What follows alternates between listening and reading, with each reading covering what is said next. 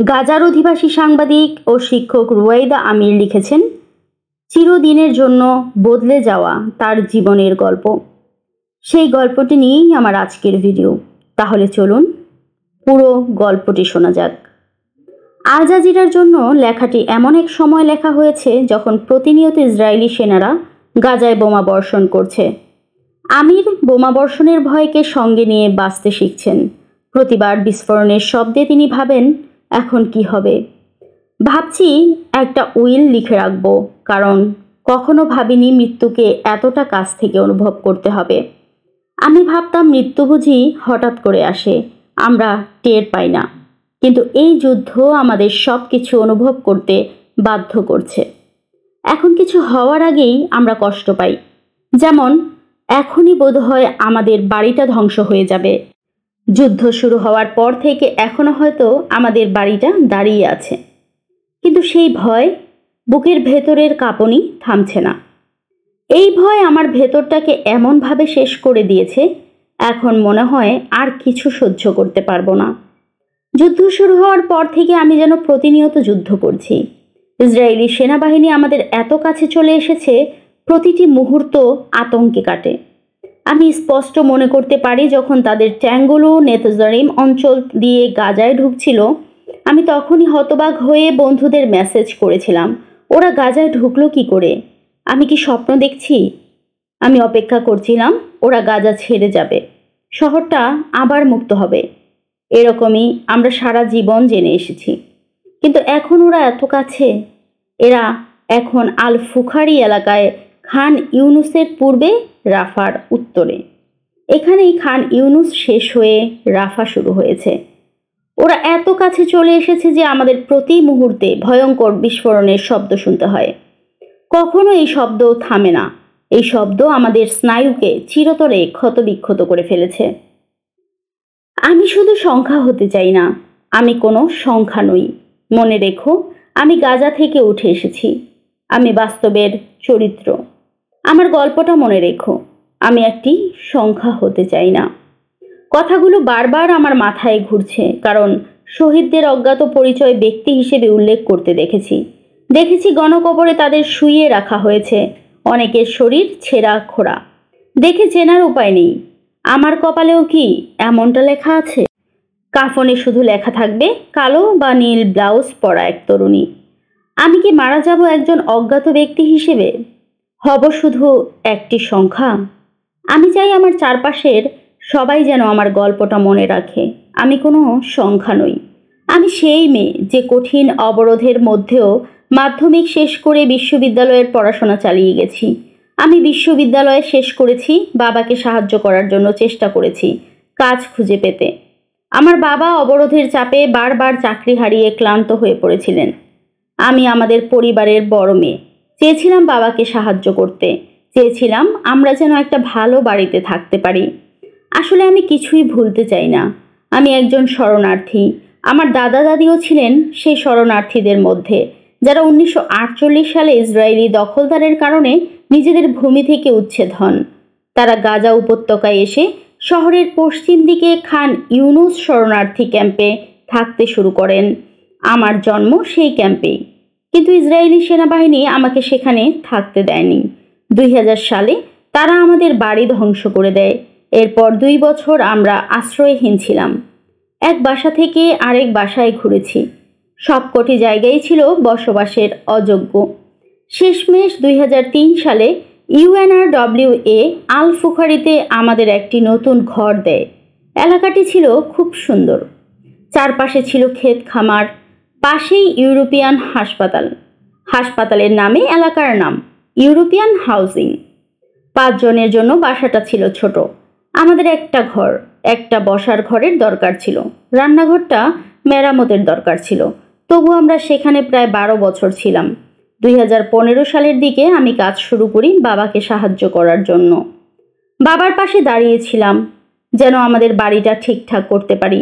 আমরা চেষ্টা করে বাসাটা ঠিক করেছিলাম। প্রায় 10 বছর ধরে অল্প অল্প করে টাকা যা ছিল তাই দিয়ে বাড়িটা বানিয়েছি।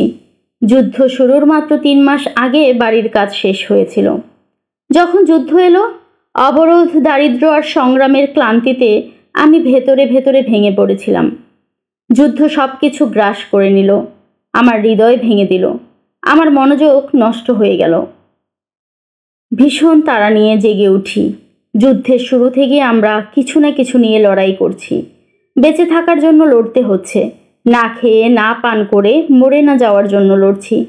চারপাশের ভয়াবহতা দেখে পাগল না হয়ে যাওয়ার জন্য লড়তে হচ্ছে। আমরা যেভাবে পারি বাঁচার চেষ্টা করি। বারবার ভারীঘর হারিয়েছি।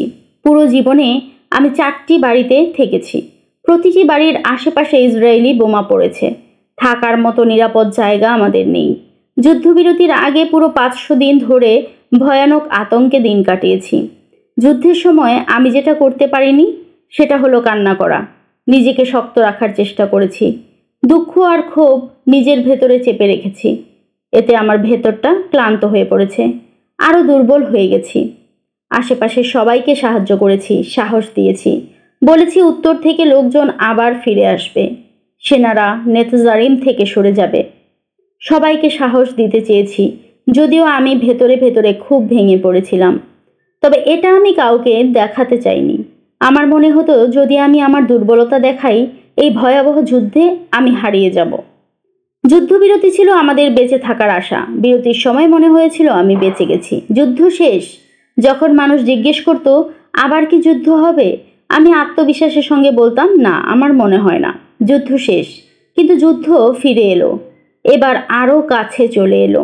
সেই আতঙ্ক আমার ভেতরে আবার ফিরে এলো, যার শেষ নেই। আতঙ্ক এলো একটানা গোলাবর্ষণের মধ্য দিয়ে। আমাদের উপর সব ধরনের অস্ত্র ব্যবহার করা হয়েছে। রকেট, যুদ্ধবিমান আর ট্যাঙ্ক থেকে ছোড়া হয়েছে শেল। ট্যাঙ্ক থামেনি, ড্রোন উড়েছে, সব কিছুই ছিল ভয়ঙ্কর। আমি 1 সপ্তাহের বেশি সময় ধরে ঠিকমতো ঘুমোতে পারিনি। কখনো একটু ঘুম এলেও বিস্ফোরণের শব্দে জেগে উঠি। উঠেই ছুটাছুটি করি, জানি না কোথায় যাচ্ছি, তবু ঘরের ভেতরে দৌড়াই। এই টানা আতঙ্কে বুকের উপর হাত রেখে ভাবি, এই হৃদয়টা আর কতটা সইতে পারবে। আমার সব বন্ধুর কাছে একটা মেসেজই পাঠাই, আমার গল্পটা ছড়িয়ে দাও, যেন আমি শুধু একটা সংখ্যা হয়ে না যাই। আমরা এখন অসহ্য এক সময় পার করছি। ইসরায়েলি সেনারা আমার আশেপাশের এলাকা ধ্বংস করে দিচ্ছে। এখনও এখানে অনেক পরিবার আছে, তারা যেতে চায় না, কারণ ভিটেমাটি শুধু ঘর হারানো নয়, শারীরিক, মানসিক আর আর্থিকভাবে ভেঙে পড়া।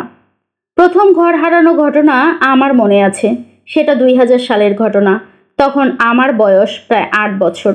একদিন ইসরায়েলি বাহিনীর বুলডোজার আমাদের খান ইউনিস ক্যাম্পে ঢুকে আমার চাচা আর দাদুর বাড়ি গুড়িয়ে দিল। তারপর কোনো এক অজানা কারণে আমাদের বাড়ির সামনে এসে বুলডোজার থামলো।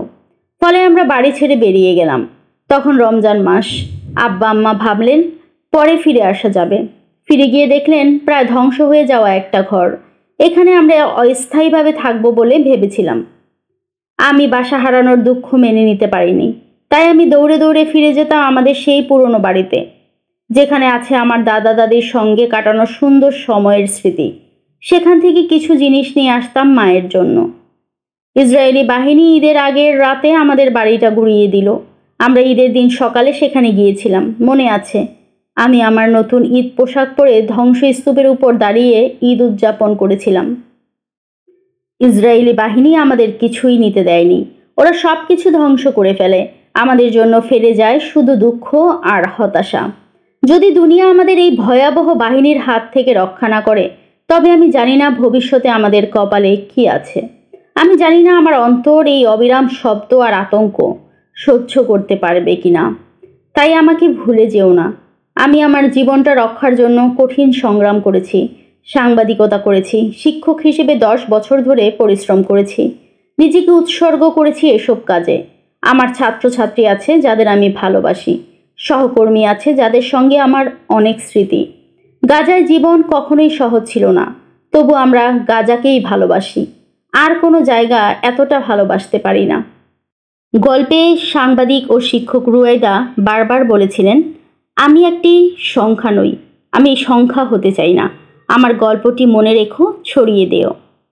তাই আমিও আজকের ভিডিওতে তার গল্পটি তুলে ধরলাম। যারা গল্পটি শুনলেন তাদের অনেক ধন্যবাদ। আপনারাও বেশি বেশি শেয়ার করে তার গল্পটি ছড়িয়ে দিতে পারেন সারা বিশ্বে।